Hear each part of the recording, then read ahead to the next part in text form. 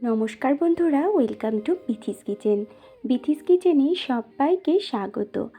আজকের রেসিপি খুবই সিম্পল, কলমি শাক ভাজা। কলমি শাক ভাজা করার জন্য এখানে আমি নিয়েছি এক আঁটি কলমি শাক, যেটা বেছে ধুয়ে পরিষ্কার করে নিয়েছি।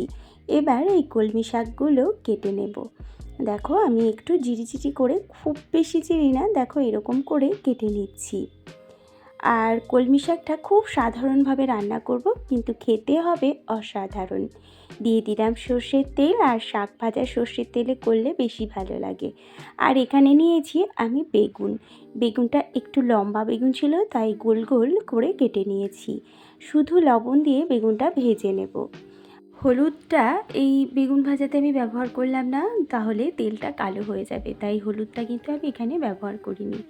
বেগুনগুলো লাল লাল করে ভাজা হয়ে গেছে, এবার তুলে রেখে দেব। বেগুন ভাজা ওই তেলের মধ্যেই আমি ফোড়নে দিয়ে দেব কালো জিরে আর শুকনো লঙ্কা। এই শাক ভাজাতে একটু কালো জিরে আর শুকনো লঙ্কা দিলে কিন্তু খেতে ভালো লাগে। তোমরা চাইলে এখানে 2-3 কোয়া রসুনও ব্যবহার করতে পারো। তারপরে দিয়ে দিলাম 3টে চেরা কাঁচা লঙ্কা। এরপরেই আমি এর মধ্যে অ্যাড করে দিচ্ছি কেটে রাখা কলমি শাকগুলো। শাকটা দিয়ে ভালো করে একটু নাড়িয়ে নেব। এই সময় আমি গ্যাসের ফ্লেমটা মিডিয়ামে রাখব। একটু নেড়ে নিয়েই এর মধ্যে দিয়ে দেব পরিমাণ মতো লবণ। আর লবণটা দিলে কিন্তু শাক থেকে অনেকটা পরিমাণ জল বেরিয়ে আসবে। এই জলেই শাকটা সেদ্ধ হয়ে যাবে। তারপরেই দিয়ে দিলাম পরিমাণ মতো হলুদ গুঁড়ো।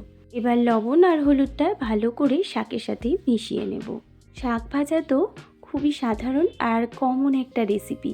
সকলেই খুব সুন্দর আর বিভিন্ন রকমভাবে রান্না করে। দুপুরবেলা প্রথম পাতে খাওয়ার জন্য এই শাক ভাজা কিন্তু বেশিরভাগ বাড়িতেই করা হয়। দেখো, শাকটা থেকে জল বেরিয়ে অনেকটা শুকিয়ে গেছে। এবার আমি এর মধ্যে দিয়ে দিলাম সামান্য একটু চিনি। যেহেতু শাক ভাজা, তাই সামান্য একটু চিনি দিলে কিন্তু ভালো লাগে। এবার চিনিটা দিয়ে ভালো করে মিশিয়ে নিলাম। শাকটা কিন্তু অনেকটা নরম হয়ে গেছে। এবার এর মধ্যে দিয়ে দিলাম ভেজে রাখা বেগুনগুলো দিয়ে শাকের সাথে ভালো করে মিশিয়ে নেব। এবার 2 মিনিট মতো শাকটা ভেজে নিলেই কিন্তু একদম পারফেক্টভাবে রেডি হয়ে যাবে। খুব অল্প সময়ে শাকটা তৈরি হয়ে যায়, কিন্তু খেতে হয় দুর্দান্ত। কলমি শাক যেহেতু খুবই নরম, তাই একদম অল্প সময়ে কিন্তু এটা তৈরি হয়ে যায়। শাকটা হয়ে গেছে, এবার সব শেষে আমি এর মধ্যে দিয়ে দিচ্ছি 1 টিস্পুন কাঁচা সর্ষের তেল। আর এই কাঁচা সর্ষের তেলটা দিলে কিন্তু এর ফ্লেভারটা ভীষণ সুন্দর আসবে, আর খেতেও অসাধারণ লাগবে। দেখো, শাকটা হয়ে গেছে, এবার আমি তুলে নিচ্ছি। তৈরি হয়ে গেছে বেগুন দিয়ে কলমি শাক ভাজা। তোমরা কিন্তু অবশ্যই একবার এইভাবে শাক ভাজা করে দুপুরবেলা গরম ভাতের সাথে খেয়ে দেখবে, খেতে অসাধারণ হয়। আজ তাহলে আসি, আবার হাজির হব অন্য কোনো রেসিপি নিয়ে। সকলেই খুব ভালো থাকবে, সুস্থ থাকবে।